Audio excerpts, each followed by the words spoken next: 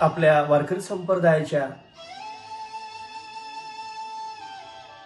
असणारे दोन रत्न, मृदंगाचार्य मृदंग सम्राट हरिभक्त परायण माऊली महाराज आणि दत्ता महाराज मुढेकर, परभणीला कीर्तन करून घरी परत असताना अचानकपणे त्यांच्यावरती काळाने घास घालावा आणि जागीच मृत्युमुखी पडावं, ही एक फार मोठी वारकरी संप्रदायाकरता दुःखद घटना आहे.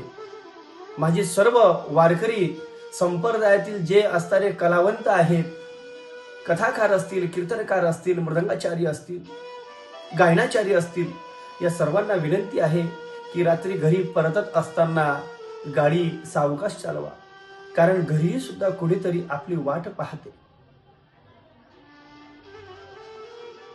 रामकृष्ण.